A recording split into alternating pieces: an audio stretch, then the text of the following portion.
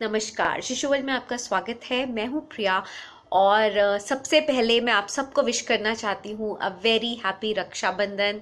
आप सबको रक्षाबंधन की बहुत बहुत शुभकामनाएं।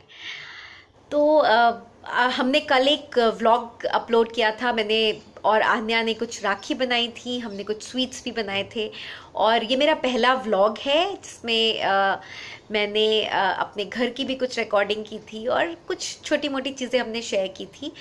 तो अगर आपने वो व्लॉग देखा है तो प्लीज़ मुझे ज़रूर बताइएगा कि वो आपको कैसा लगा और क्या आप चाहते हैं कि मैं और व्लॉग्स बनाऊँ, because it was just a small attempt. तो अगर आप लोगों को अच्छा लगेगा तो मैं आगे भी ट्राई करूँगी और कुछ और तरीके से भी ट्राई करूँगी। So anyways, let's come to today's topic. तो आज हम जो बात करने वाले हैं वो है कि हम 8 से 10 महीने के बच्चों को खाने के लिए क्या दे सकते हैं। मुझे बहुत सारे ये रिक्वेस्ट आती हैं और बहुत क्वेश्चंस भी आते हैं कि मेरा बच्चा 8 महीने का है, उसको क्या दे सकती हूँ, या 9 महीने का है उसे क्या दे सकते हैं। तो हमने पहले 6 से 8 महीने के बच्चे के लिए हमने एक वीडियो बनाया था। तो अभी ये नेक्स्ट इन द सीरीज है या पार्ट 2 आप बोल सकते हैं, बिकॉज ये नेक्स्ट फेज हो जाती है। 6 से 8 महीने के बच्चे को हम जस्ट सॉलिड्स इंट्रोड्यूस करा रहे होते हैं, जबकि 8 मंथ के बाद बच्चा काफ़ी प्रोफिशिएंट हो जाता है, वो काफ़ी चीज़ें नई नई चीज़ें ट्राई करने लगता है, उसकी बॉडी भी थोड़ी सी पहले से ज़्यादा स्ट्रांग हो जाती है। तो हम और भी कई चीज़ें उसे दे सकते हैं जो हम पहले नहीं दे रहे होते पिछले 1-2 महीने में। तो सबसे पहले देखते हैं कि हम अभी भी क्या क्या बच्चे को दे सकते हैं। एक और चीज़ जो होगी, ज़्यादातर बच्चों में हो जाती है, वो है कि उनके 1 या 2 दांत भी अब तक निकल आते हैं। कई बच्चों के 6 महीने में आ जाते हैं, 7 महीने में आ जाते हैं, 8 महीने में आ जाते हैं, कई बच्चों के और बाद में भी आते हैं। And I am telling bye experience, क्योंकि मेरी बेटी का पहला दांत आया था जब वो 11 महीने से ऊपर थी। तो इट्स ऑल वेरी नॉर्मल। कहीं 6 महीने से लेके 12-14 महीने तक दांत आ सकते हैं। मगर अगर आपको लगता है कि 1 साल से ऊपर में एक भी दांत नहीं आया है, तब आप चाहें तो अपने डॉक्टर से एक बार कंसल्ट कर सकते हैं। मगर कोई इसमें चिंता की बात नहीं है कि अगर 8 महीने का हो गया बच्चा और एक भी दांत नहीं है तो अब मैं उसे कैसे खिलाऊं या वो कैसे खाएगा, या कोई टेंशन की बात नहीं है इसमें। ये एक रेंज है और अलग अलग बच्चों का थोड़ा बहुत आगे पीछे होता है। तो अगर आपके बच्चे के 1 या 2 दांत आ चुके हैं तो ऑब्वियसली बच्चा थोड़ा सा ज़्यादा एक्सपेरिमेंटल आप उनको दे सकते हैं। पहले जो हम खाली प्यूरीज दे रहे थे उनसे थोड़ा सा आगे नेक्स्ट लेवल पे अब आ सकते हैं बच्चे के लिए। अगर बच्चे के दांत नहीं भी आए हैं, एक भी दांत नहीं है, तो भी आप ये सब खाना उनको इंट्रोड्यूस करा सकते हैं। बच्चे के जो गम्स होते हैं वो बहुत स्ट्रांग होते हैं और वो चू करने के लिए बिल्कुल तैयार होते हैं। तो पहली जो चीज़ है, अब 8 महीने के बाद हमें ट्राई करना चाहिए कि हम प्यूरीज धीरे धीरे करके बिल्कुल बंद कर दें। तो अभी तक जो हम बिल्कुल ब्लेंड करके खाना और मिक्सी में प्यूरी बना के दे रहे थे, वो हमें ट्राई करना चाहिए कि अब आहिस्ता आहिस्ता उसको मैश्ड खाने में आप बदल दें। नाउ ये भी क्वेश्चन बहुत बार आता है कि बच्चा मैश्ड खाना नहीं चाहता, या वो चोक करने लगता है, उल्टी कर देता है, ऑल दैट। तो आप उसके लिए क्या करें, एकदम से अगर आप नया टेक्सचर देंगे तो कई बार बच्चे उसे एक्सेप्ट नहीं करना चाहते। तो एक जो ट्रिक है जो मैंने अपनी बेटी के लिए भी यूज़ की थी, आप भी ट्राई कर सकते हैं, ये है कि सपोज आपके पास 1 कटोरी आपको प्यूरी जो है वो आपको देनी है। सपोज खिचड़ी है जो आपने मैश बिल्कुल प्यूरी करके रखी है, तो आप उसमें 1 चम्मच खिचड़ी अलग करके उसको मैश कर दीजिए और उसे प्यूरी के साथ मिला दीजिए और उसे मैश कीजिए। ऐसा नहीं कि एकदम पूरा रखना है, उसको चम्मच से मैश करके उसके साथ मिला दीजिए। तो इससे क्या होगा, टेक्सचर तो ऑलमोस्ट वही है, प्यूरी वाला ही है, बट एक आधा दाना कुछ ना कुछ ऐसा आएगा जो बच्चे को अलग लगेगा, पर वो इतना रिपल्सिव नहीं होगा उसके लिए कि वो उसे एक्सेप्ट ना करे। तो थोड़ा थोड़ा करके दीजिए। अगर बच्चा उतना ले लेता है, इसी तरह से उसको अगले 3-4 दिन तक दीजिए। फिर उसके बाद में थोड़ा सा क्वांटिटी बढ़ा, 1 चम्मच की जगह 2 चम्मच मैश्ड फूड कर दीजिए। इस तरह से करते करते आप देखेंगे कि 15 से 20 दिन में, 2-3 हफ्ते के अंदर बच्चा धीरे धीरे मैश्ड फूड खाना शुरू कर देगा। तो ऐसे करने से क्या होगा, बच्चे को च्यू करने की और चबाने की आदत हो जाएगी। तो ये बहुत ज़रूरी है कि आप 8 महीने के बाद बच्चे को पूरी तरह से प्यूरिड खाना ना दें। थोड़ा बहुत कम ज़्यादा टाइम लग सकता है, ज़रूरी नहीं है कि हर बच्चा एक ही टाइम पे सब एक्सेप्ट कर ले। तो अगर आपको लग रहा है कि बच्चे को टाइम ज़्यादा चाहिए, दीजिए टाइम ज़्यादा, पर धीरे धीरे ट्राई करते रहिए कि वो आप उसको मैश्ड फूड की आदत डलवा दें। सो आप पहले की तरह जो अभी तक आप दे रहे थे मैश्ड फूड दे सकते हैं, जो फ्रूट प्यूरीज हैं, वेजिटेबल प्यूरीज हैं, दाल चावल की खिचड़ी है, ये सब आप कंटिन्यू कर सकते हैं। अब आते हैं कि हम नई चीज़ें क्या दे सकते हैं। नई चीज़ों में हम दे सकते हैं कई सारे सीरियल्स इंट्रोड्यूस कर सकते हैं, जैसे गेहूं है। तो अगर आपने अब तक आटे की चीज़ें नहीं दी हैं, आप आराम से बच्चे को आटे की चीज़ आप इंट्रोड्यूस करा सकते हैं। आप आटे का हलवा दे सकते हैं, आप पतली सी चपाती बना के उसका ऊपर का तोड़ के दाल के साथ मिक्स करके वो भी दे सकते हैं। आप कई तरह के सूप दे सकते हैं जो सब्जियां पहले नहीं देते थे, जैसे टमाटर काफ़ी एसिडिक होते हैं तो हम 8 महीने से पहले नहीं देते हैं, तो अब आप टमाटर का सूप दे सकते हैं बच्चे को। आप टमाटर खिचड़ी में या किसी और चीज़ में भी मिक्स करके उन्हें वो भी दे सकते हैं।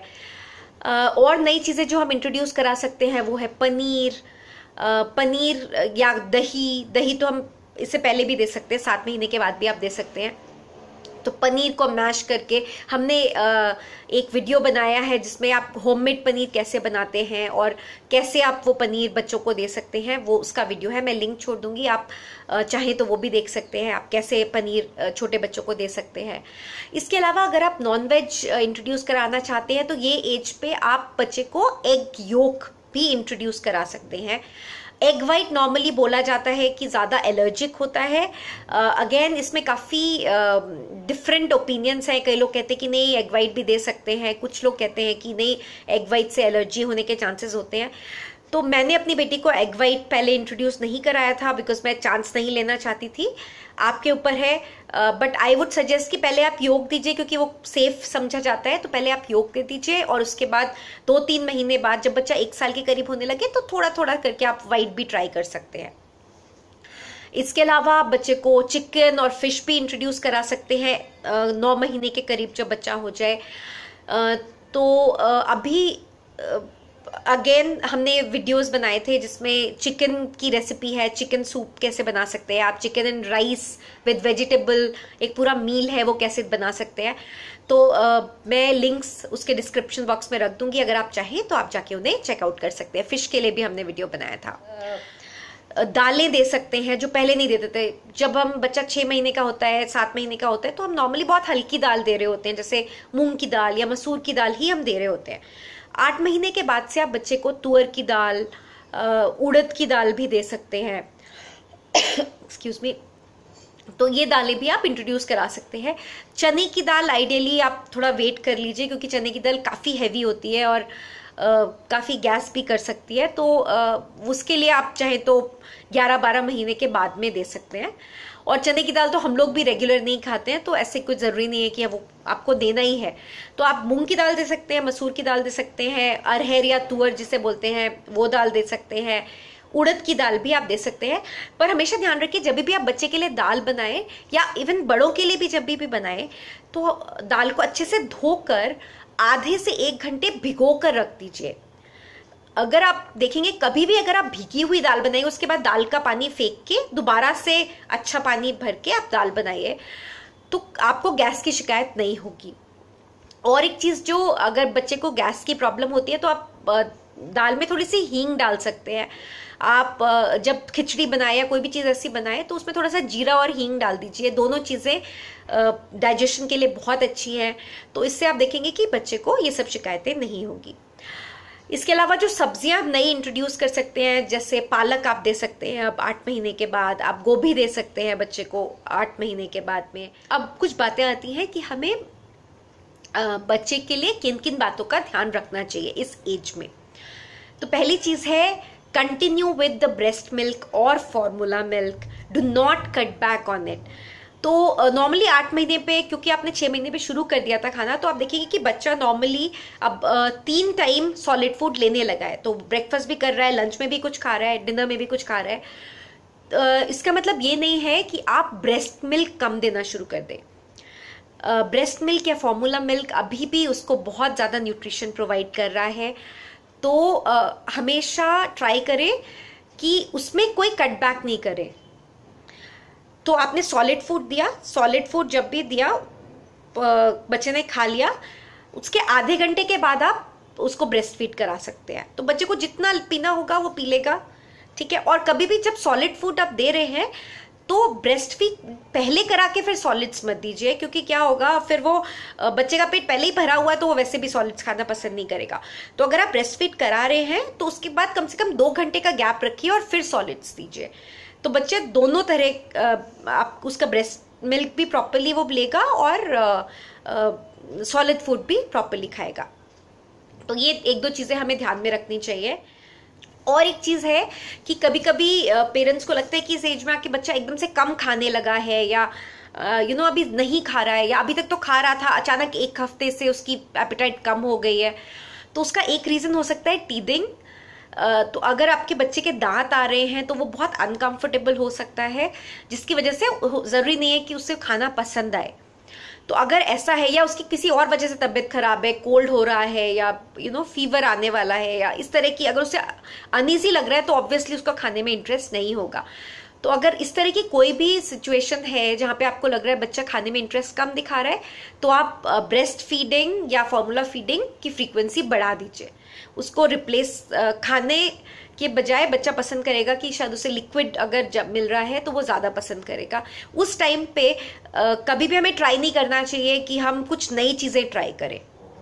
तो अगर आपको लग रहा है कि बच्चे के दांत आने वाले हैं और आप चाहते हैं कि मुझे अभी से एग योक देना है या मुझे पनीर ट्राई करना है, तो एक साथ दोनों चीजें मत कीजिए, क्योंकि बच्चा कभी एक्सेप्ट नहीं करेगा अगर उसकी तबीयत ठीक नहीं है। तो पहले वो फेज चले जाने दीजिए, उसे कंफर्टेबली पूरी तरह से स्वस्थ हो जाने दीजिए, उसके बाद आप कोई नई चीज ट्राई कीजिए। अदरवाइज जिन चीजों से बच्चा कंफर्टेबल है, जो उसे पसंद है, वही चीजें उसको देते रहिए। बहुत ज्यादा प्यार देना होता है बच्चों को इस टाइम पे, उनको कडल कीजिए, उनको कंफर्ट कीजिए। और बहुत जल्दी ये फेज भी चली जाती है जब टीदिंग वाली फेज होती है। तो इसमें कोई भी घबराने की बात नहीं है। अगर ऐसा सब बच्चों के साथ ऐसा होता है कि वो 8 से 10 दिन तक हो सकता है खाना पसंद ना करे, और जैसे ही दांत आने लगेंगे या कुछ भी ऐसे हो जाएगा वो ठीक हो जाते हैं। एक और चीज जो मुझे बोलनी है, जो आप अब तक देख चुके होंगे कई बार, वो होती है ग्रोथ स्पर्ट। तो ग्रोथ स्पर्ट क्या होता है, सडनली आप देखेंगे कि बच्चा बहुत ज्यादा फीड करना चाहता है या बहुत ज्यादा उसको भूख ज्यादा लग रही है, और ये ड्यूरेशन रहती है, सपोज 1 हफ्ते तक ऐसा रहा, फिर से वो कम हो जाती है। तो इसको ग्रोथ स्पर्ट बोलते हैं। वो ये होता है कि बच्चे एकदम से बढ़ते हैं, और ये अलग अलग एजेस में होता है। कई 1 महीने पे भी होता है, 3 महीने पे भी होता है, 6 महीने पे होता है। तो ऐसे ये स्टेजेस होती हैं और हर बच्चे के साथ ऐसा होता है। तो देयर विल बी टाइम्स जब अगर आप ब्रेस्ट फीड करें तो आपको याद होगा कि अचानक से बच्चा ऐसा होता है कि जो 2 घंटे में पी रहा होता है, ब्रेस्ट फीडिंग डिमांड कर रहा होता है, वो हर आधे घंटे में मांगने लगता है या 1 घंटे में मांगने लगता है। So that is very normal. It means the child is going to grow, और वो suddenly उसकी हाइट बढ़ जाती है या उसका वेट इंक्रीज होता है, and that happens within a space of 4, 5, 6 days. So ये सब अप डाउन्स भी होते रहते हैं, तो इसलिए बहुत ज्यादा चिंता मत कीजिए। अगर तो बस ये थोड़ी सी बात चीजें हैं जिनको अगर आप ध्यान में रखेंगे तो कोई परेशानी नहीं होगी, आपको भी टेंशन नहीं होगा, बच्चा भी खुश होगा। और just be confident, you are doing your best. बहुत अपने आप को डाउट मत कीजिए। You always have your paediatrician जो आपको हेल्प कर सकते हैं, कोई आपके बड़े हैं आसपास। उससे भी ज़्यादा ये ज़रूरी है कि आप खुद पे कॉन्फिडेंस रखिए और ये विश्वास रखिए कि आप जो कर रहे हैं आप ठीक कर रहे हैं, क्योंकि ऑब्वियसली यू आर कंसर्न, इसीलिए आप हर जगह सर्च कर रहे हैं, आप लोगों से पूछते हैं, और you are doing your best for the baby.